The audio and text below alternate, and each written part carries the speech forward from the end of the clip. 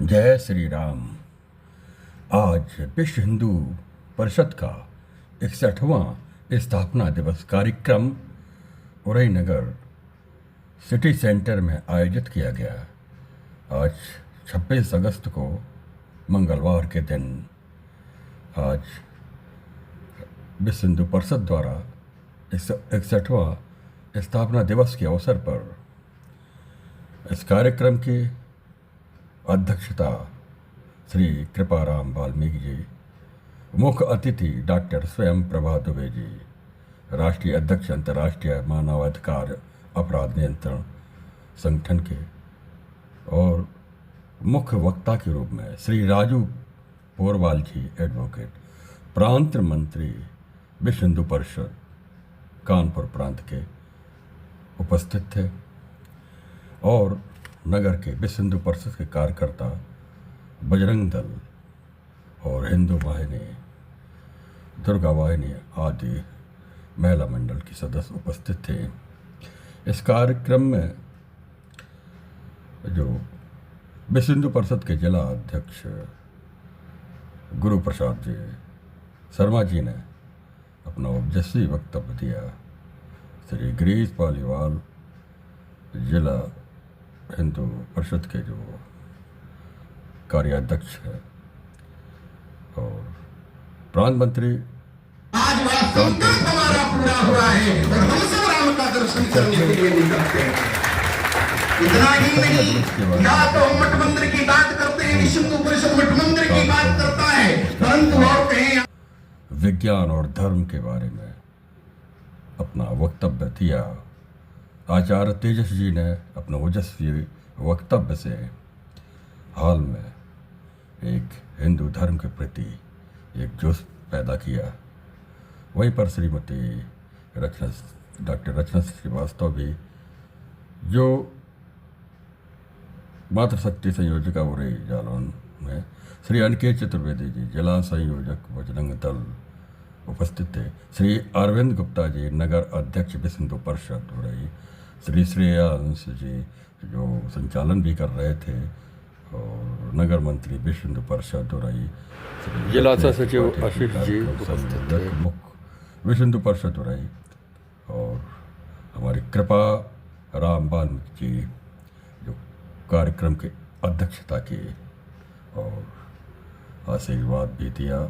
वहाँ पर विश्व हिंदू परिषद के पुराने बुजुर्ग कार्यकर्ता भी उपस्थित थे, और पूर्व सैनिक एसोसिएशन, अखिल भारतीय पूर्व सैनिक एसोसिएशन के भी कैप्टन गंगाराम पाल, योगाचार्य शत्रुघ्न, विश्व हिंदू परिषद के जो जिला धर्माचार्य प्रमुख, सूबेदार अयोध्या प्रसाद, सूबेदार शिव सिंह यादव, सूबेदार PN सिंह, हवलदार राघवेंद्र सिंह हवलदार, रविंद्र शर्मा हवलदार, शिवपूजन सिंह, आज पूर्व सैनिक, और बीजेपी के जिला संयोजक जो उपस्थित थे, बीजेपी के भी और से कार्यकर्ता वहाँ पर नेता लोग उपस्थित थे। पूजा सेंगर महिला, जो महिलाओं की एक दुर्गा वाहिनी भी उपस्थित थी। पूजा सेंगर जो बीजेपी के उपाध्यक्ष हैं, रेखा वर्मा विश्व हिंदू परिषद के प्रांतीय अधिकारी, बीजेपी के जयदेव भाई जी भी, और उपस्थित संघ के भी, RSS के संघ के भी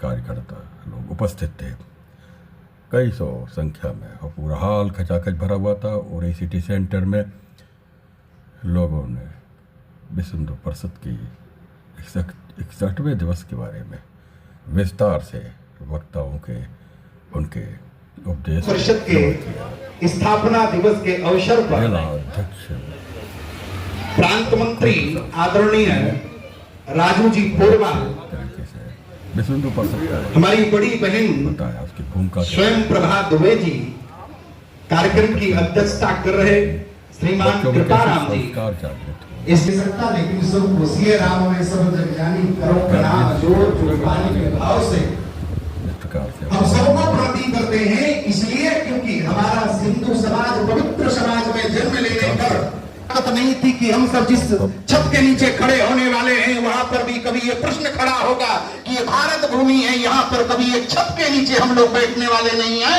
यहाँ संकल्प जब लिया गया था, आज वह लगता है कि 61 वर्ष के बाद भी हम सब आज 2025 में भी एक छत के नीचे बैठ करके विश्व हिंदू परिषद का उदाहरण पेश करते हैं, संपूर्ण दुनिया में संदेश देते हैं कि जब भी कोई भी बात आएगी तब तब हम एक छत के नीचे खड़े होकर के एकता के मार्ग पर चल करके विश्व हिंदू परिषद जैसे पवित्र संगठन की ओर निकल करके हम संकल्प लेकर चलते हैं।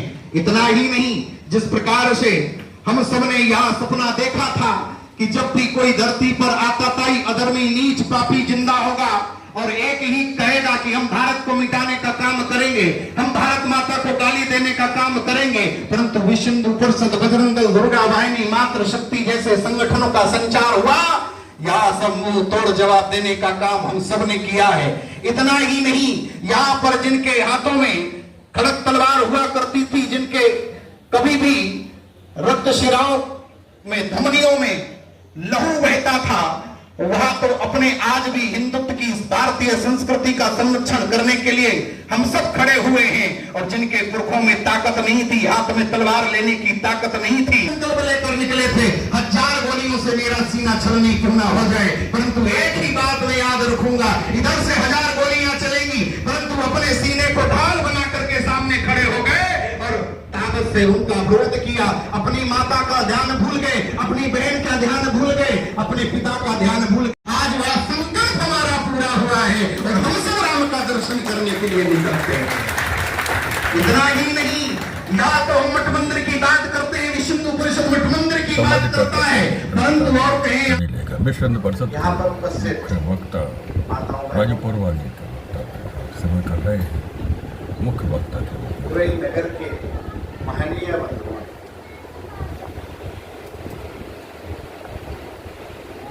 दो वाक्य प्रयोग हुए, मैं थोड़ा चिंतित हो गया था। एक तो अभी नगर के मंत्री ने मुझे बुलाते समय कहा कि मेरा मार्गदर्शन हो।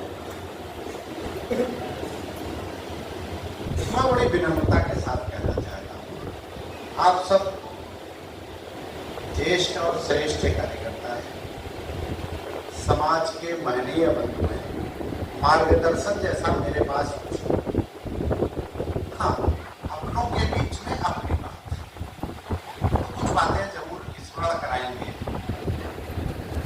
तो ये भी एक मेरे साथ थोड़ा सा रहेगा। विश्व हिंदू परिषद का स्थापना दिवस का कार्यक्रम है। स्थापना दिवस का कार्यक्रम मनाते समय स्वाभाविक रूप से हमारे मन में ये विचार आएगा कि विश्व हिंदू परिषद की स्थापना जब हुई, उसके पहले कौन सी परिस्थितियां थी, कौन से कारण थे, उन पर विचार करने का, ध्यान आकृष्ट करने का आज अवसर है। तो थोड़ा पीछे जाना पड़ेगा। 1955 का अंतिम और 1956 का प्रारंभ। इस देश के अंदर खुफिया संस्थानों में, सामाजिक संगठनों के माध्यम से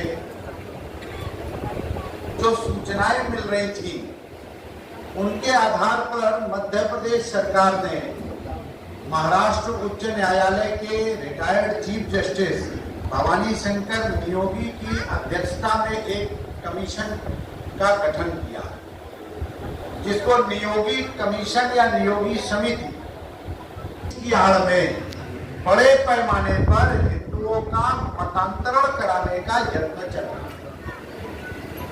एक बड़ा भूचाल हुआ। उस समय के तत्कालीन सरकारों ने उस रिपोर्ट को था, तो उसके सुझाव के सजेशन थे, उनको कभी अमल में नहीं लाया। कि उनसे पूछते थे कि हमारे तक तो ठीक है, किंतु हमारी जो आगे आने वाली पीढ़ी है, अभी आज के कार्यक्रम को प्रारंभ करते हुए दीदी स्वयं प्रभा जी ने जहां से विषय को उठाया था कि हमारी जो आने वाली पीढ़ी है, उस पीढ़ी में हिंदू संस्कृति के संस्कारों का क्षरण हो रहा है, कमतर हो रहा है। उसके लिए क्या करना चाहिए, ये चिंता पूरे देश में ही नहीं तो विश्व में जहां जहां हिंदू समाज के लोग रहते थे उनके मन में ये चिंता बढ़ती जा रही थी कि इसके लिए कुछ करना चाहिए। उसी समय एक घटना और हुई, हम सबको पता है 1845 में अंग्रेजों के समय में जब उपनिवेशवाद था तो एक परंपरा प्रारंभ की गई थी। हिंदुस्तान के मूलतः बिहार और छत्तीसगढ़ के क्षेत्रों से लोगों को यहां से ले जाते थे दूसरे देशों में जो उनके उपनिवेश में शामिल थे और वहां पर ले जाकर के उनसे काम कराते थे गुलामों की तरह, जहाजों में भर करके जाते थे। और एक शब्द अगर जो चर्चित के लिए ऐसे लोगों के लिए एक उपन्यास भी इस पर बहुत चर्चित हुआ था, गिरमिटिया। तो ये लोग जब गए यहां से ले जाए गए तो बिहार छत्तीसगढ़ यहां के लोग अपने साथ दो चीजें ले गए थे। पहला अपनी धरती की माटी और दूसरा श्री रामचरितमानस। पता नहीं था उनको कि हम लौटेंगे कि नहीं लौटेंगे, अपनी धरती वापस आ पाएंगे कि नहीं आ पाएंगे, क्या हमारा होगा, ऐसा उनको कुछ पता नहीं था। भाव ये था कि हम हमारी संतति ये धरती की माटी से जुड़ाव महसूस करेंगे। समाप्त भी हो गई, लेकिन जो लोग गए थे ये तो वहीं रहे, मेहनती लोग थे।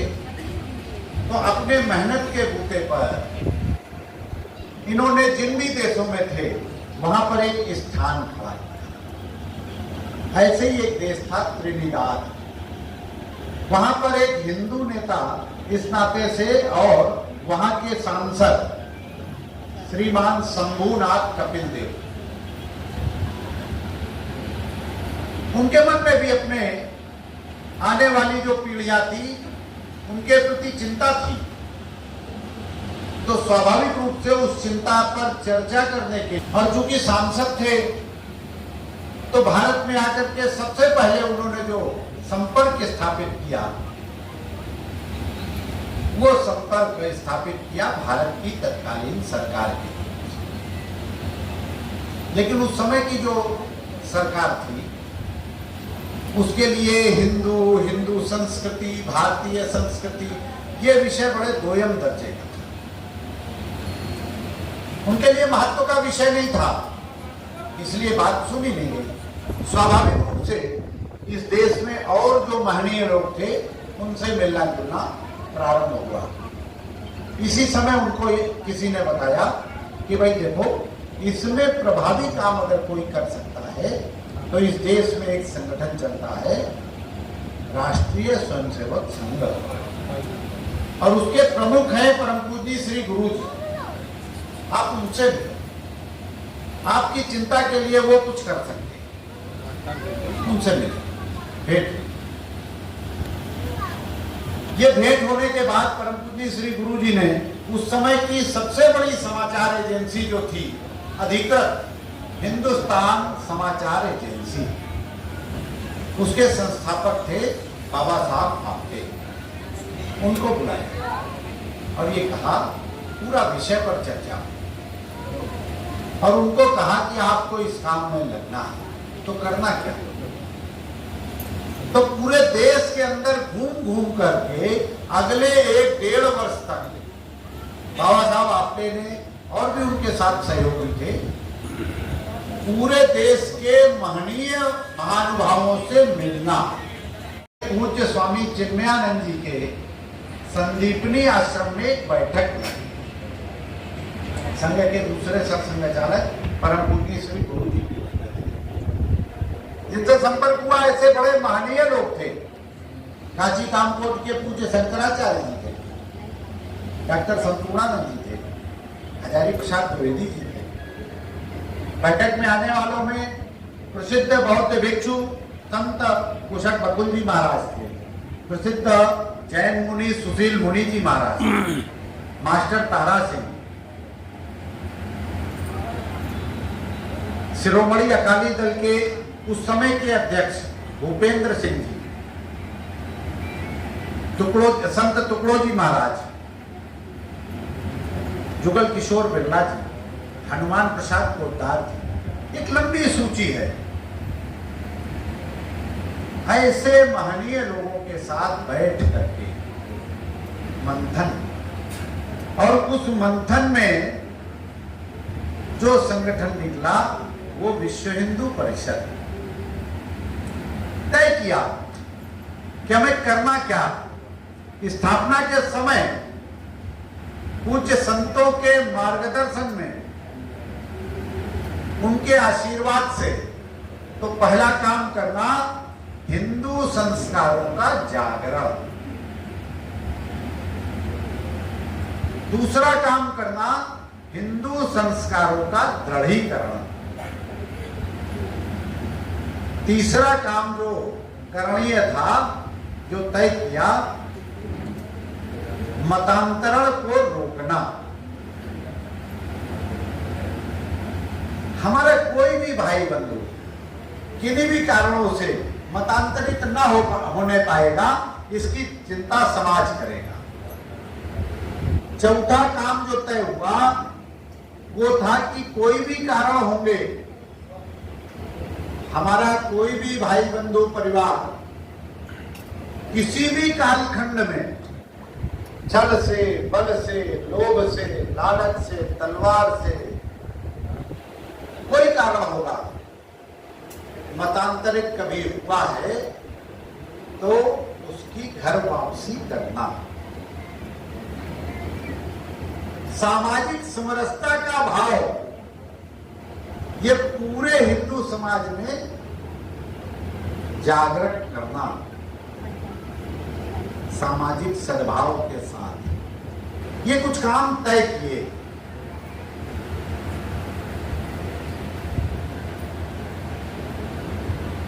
स्वाभाविक रूप से देश के अंदर जो परिस्थिति थी उस समय, सभी धर्मधाराओं के प्रमुख,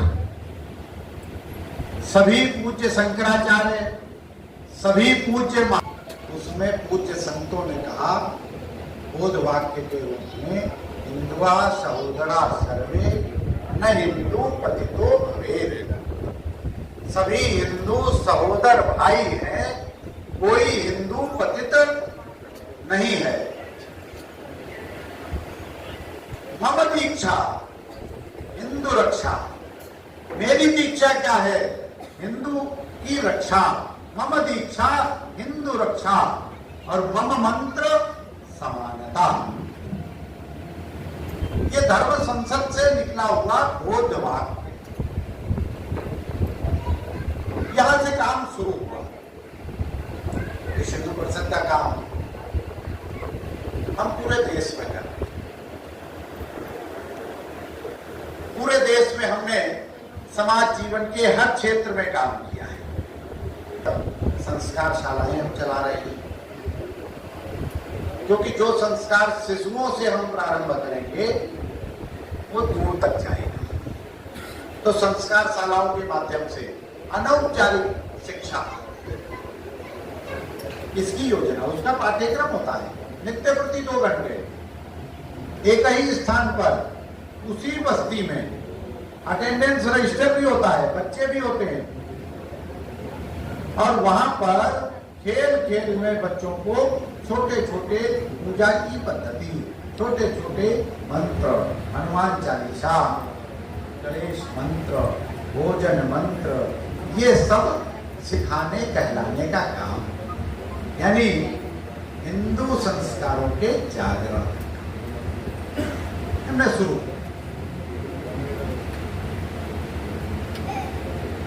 अस्सी के दशक में एक बड़ा पुराना विषय चल रहा था, 450 साल पुराना। पूज्य संतों के निर्देश पर, हम सब जानते हैं, पूज्य परमहंस दास जी महाराज, महंत गोपाल दास जी महाराज, महंत अवैधनाथ जी, तो पूज्य संतों के आदेश पर श्री राम जन्मभूमि मुक्ति यज्ञ का काम संगठन ने संकल्प लिया कि इस काम में हम लगेंगे, हिंदू समाज को साथ हमने प्रयत्न किया। करके सर्वोच्च न्यायालय से लेकर के संसद तक संघर्ष हुआ, परिणाम हम सबके सामने है। श्री रामलला आज अपने मंदिर में विराजमान कहते हैं कोल और भील। मुझे लगता है अलग से मुझे प्रसंग बताने की आवश्यकता नहीं है कि भगवान राम के जीवन से कितने जीवंत तरीके से ये कोल और भील समाज के लोग जुड़े हुए सबके इस बहुत बड़ा कार्यक्रम था। वहां लगभग 350-400 ऐसे बंधु वहां पर थे, माताएं बहनें थी, जिनके बीच में ऐसे ही स्थापना दिवस का कार्यक्रम हुआ।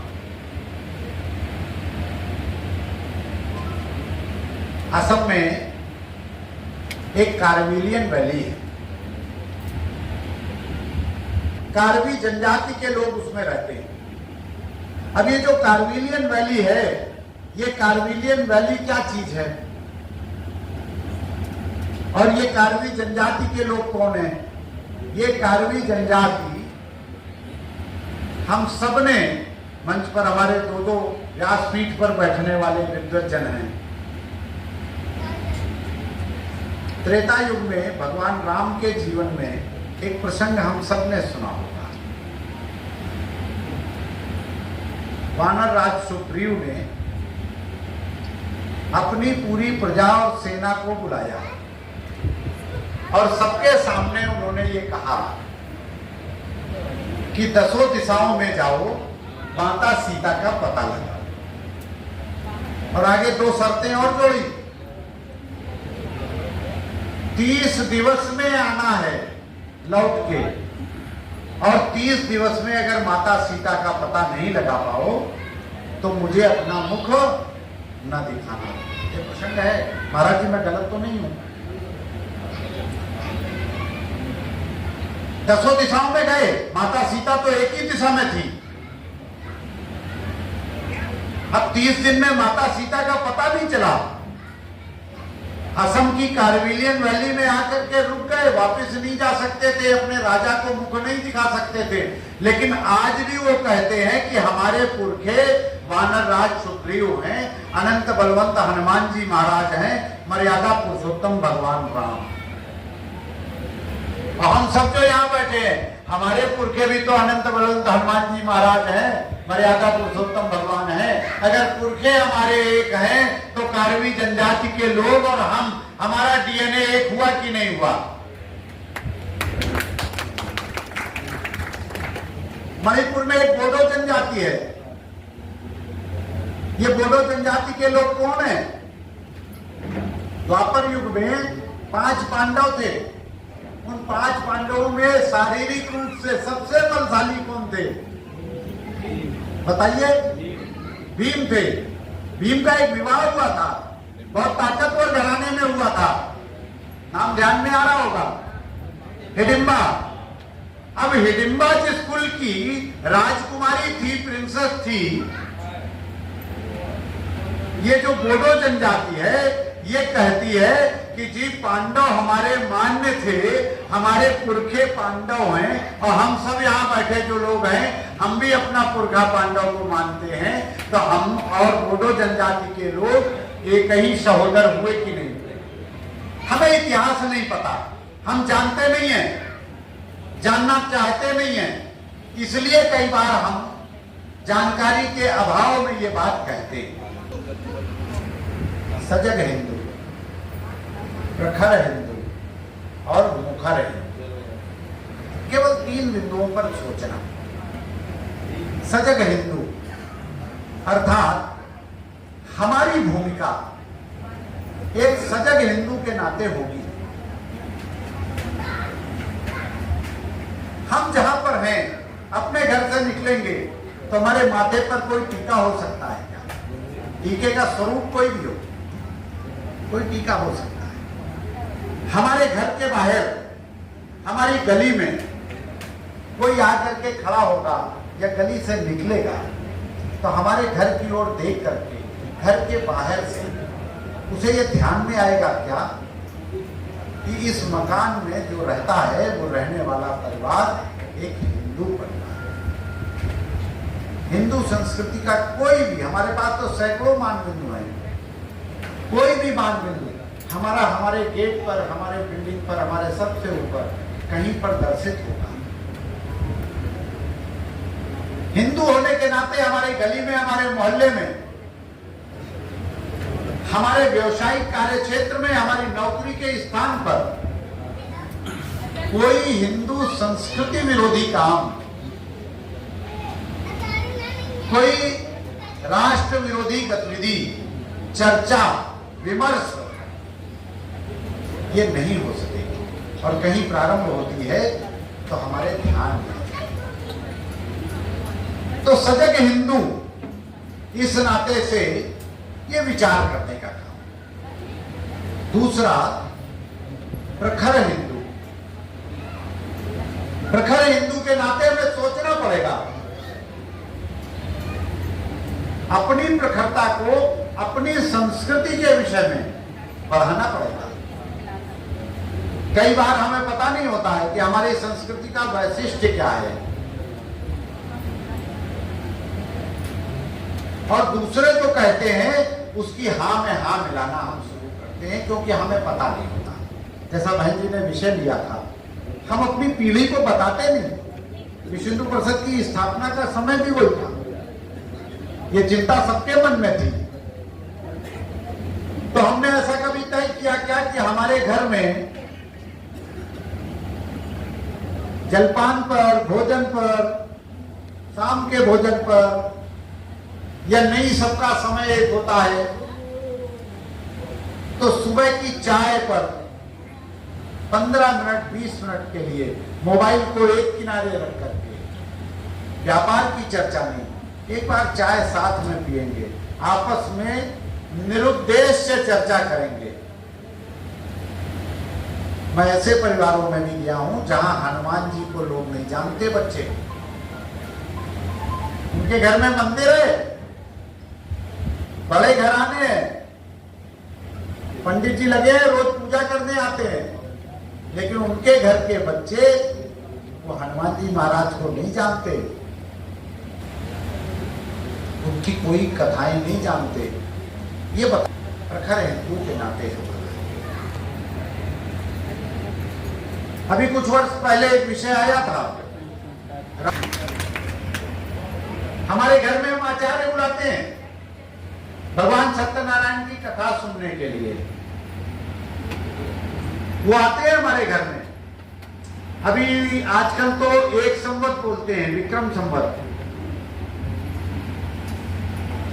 लेकिन अगर 10-15 साल पीछे जाइए